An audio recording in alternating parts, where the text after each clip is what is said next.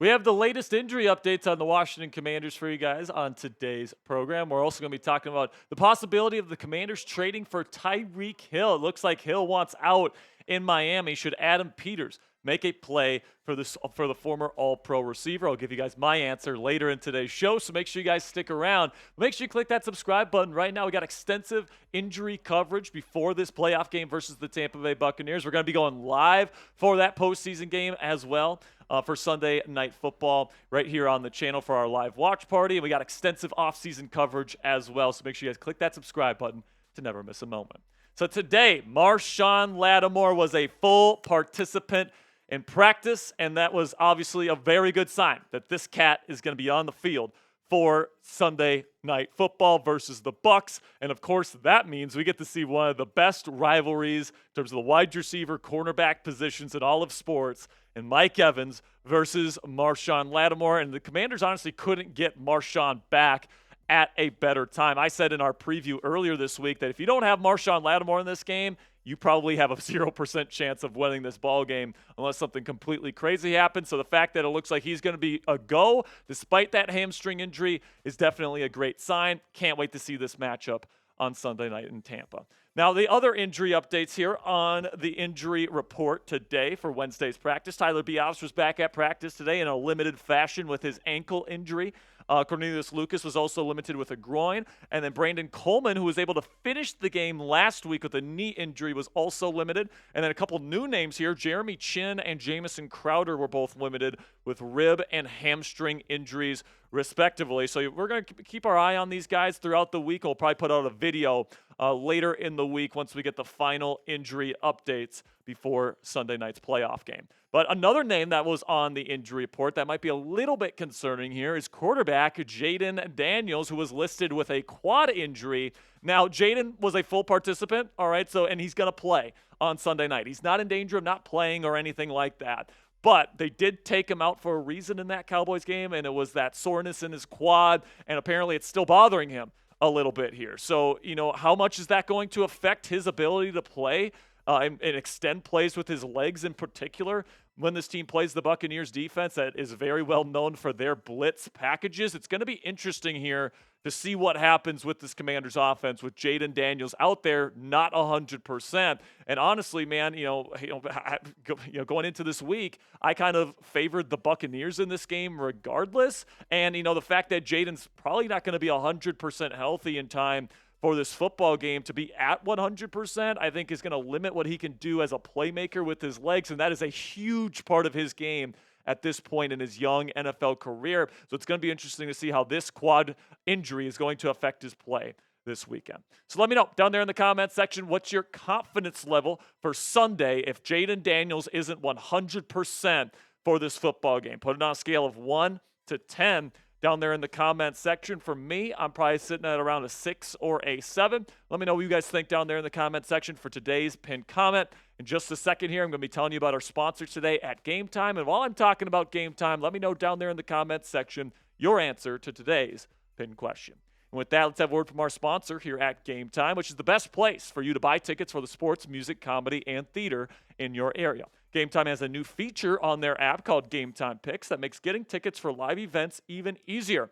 Game Time Picks filters out the fluff to show you only incredible deals on great seats, so you don't have to waste time searching through thousands of tickets. You guys can just select the Game Time Picks button at the top of the screen for any event you want to go see, and it's more than just sports, guys. It's comedy, it's theater, it's it's anything you guys can get tickets for. Game Time's probably got it on their app, and Game Time Picks. If you click that button, Game Time's automatically going to filter through their entire database of tickets to find you the best tickets for you and your family, and it saves you a bunch of time in the process. What I love about using the Game Time app is you get the lowest price guarantee on any ticket to any event, all-in pricing so you don't get slapped with a crazy fee at checkout, and flash deals so you can get even cheaper tickets the closer you wait to game time.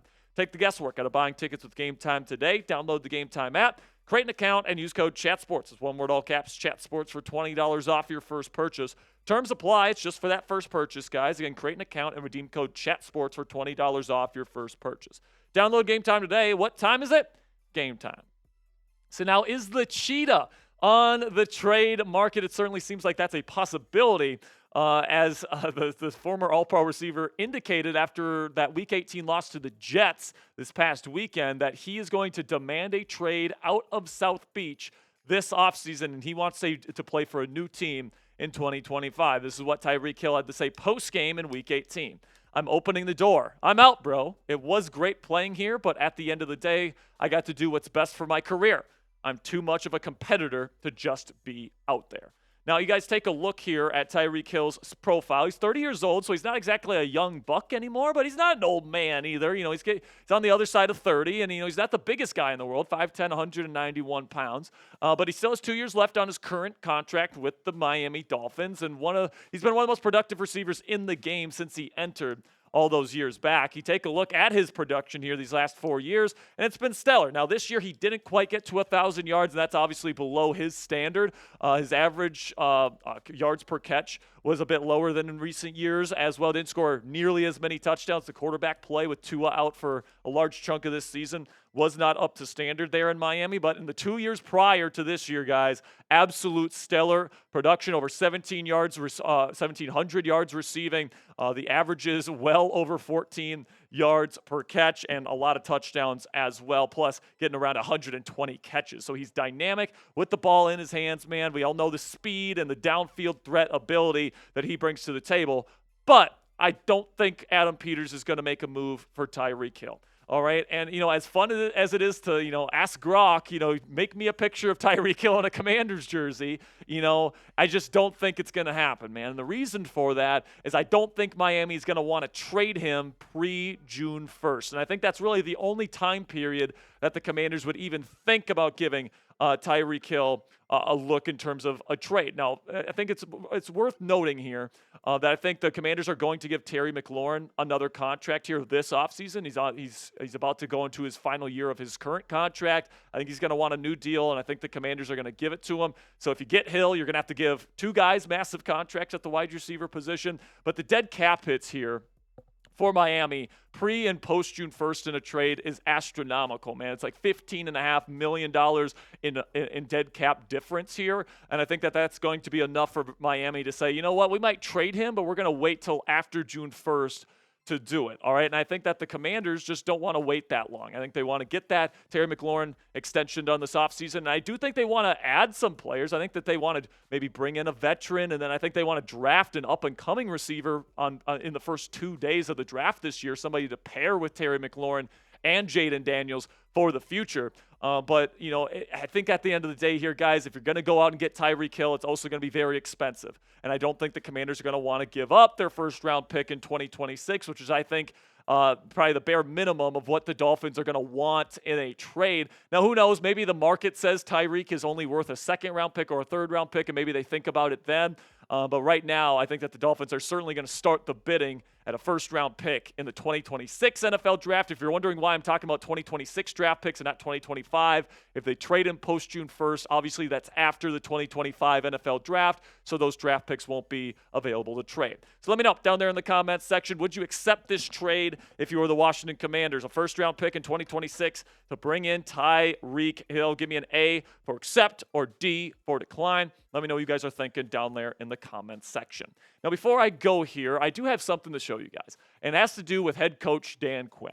Because, I think that he's done a phenomenal job this year, and I think you guys would agree with me on that. And because of that, we put out a poll last week asking you guys, how would you grade the Dan Quinn hire so far in his tenure? Well, you guys really liked it. 99% of you guys said A or B. 88% said an A grade, and only 1% gave a C grade. Nobody gave it a D or an F, all right? So that is a phenomenal score right there. And obviously, Dan Quinn has proven himself this year to be among probably the best first-year head coach. And then he might be, the NFL Coach of the Year this year, if we're being completely honest. He has really done a phenomenal job here.